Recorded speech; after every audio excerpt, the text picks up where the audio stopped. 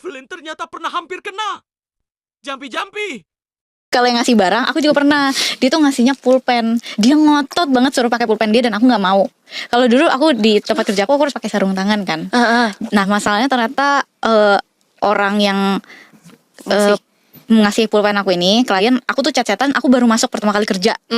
First day. Jadi aku nggak tahu dia siapa, pasti aku seneng dong dapet klien. Yeah. Nah aku tuh dikasih dari OB, nomor OB.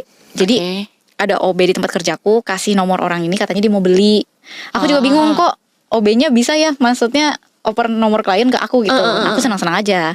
Dan ternyata menariknya tuh pas di chat dia tuh bilang dia tuh tahu nama manajer, terus dia tahu shift-shiftan jadwal. Terus dia tahu dulu yang kerja di sana siapa aja. Tapi dia bilang jangan kasih tahu sama mereka ya. Nah, aku langsung kayak sas dong. Kok gue enggak boleh kasih tahu? Kalau kenal. Ya udah, terus aku diam-diam kayak iseng lah. Aku nanya sama teman-teman aku yang emang kerjanya udah pada lama di sana, tahu ini enggak? Dan mereka tuh merasa kenal dengan orang ini. Katanya ini orang tuh enggak bener. Berarti kayaknya pernah kerja di situ sebelumnya. Oke. Intinya dia main jahat lah, katanya gitu. Main Aku ini, bisa, main aneh-aneh. Ya nggak bisa exact ngomongnya persis, tapi dia bilang ini orang nggak benar gitu aja.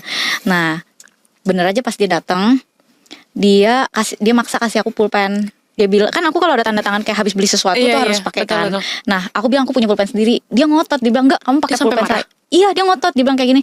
Enggak, ambil enggak, dia bilang kayak gitu. Terus ya udah, aku ambil, tapi kan aku pakai sarung tangan, aku ambil kayak gini. Tapi aku merasa memang itu nggak sopan. Cuma aku kayak deg-degan banget. Karena Cici udah nolak dari awal kan sebenarnya. Iya, nah terus aku takut banget. Aku dibilang sama teman-teman aku tuh masalah hati-hati. Ya gimana nggak makin parno. Terus dia bilang kamu merasa kayak dihipnotis nggak sama orang itu, kata teman aku. Soalnya infonya tuh ini orang tuh suka jampe-jampe atau suka ilmu-ilmu hitam. Di otak aku tuh waktu itu cuma pas dia pertama kali masuk tuh kebayang-bayang dia mulu. Iya pas awal, tapi aku tuh nggak suka. Cuma ada kebayang-bayang. Udah mau kena tuh. Kebayang risih gitu atau enggak, kayak ada kebayang-bayang dia gitu loh. Iya serem. Tapi aku tuh nggak suka, nggak demen, nggak tahu. Gue nggak mau tahu. Jadi akhirnya aku mau pulang, ternyata dia ngikutin. Jadi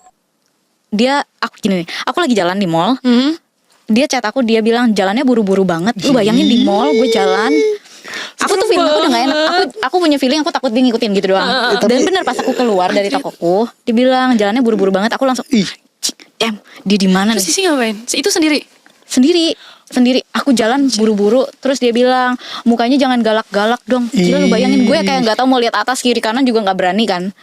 Aku langsung cari tempat rame. Aku duduk sampai meja orang sih. Itu rame coy. Nah terus akhirnya aku jalan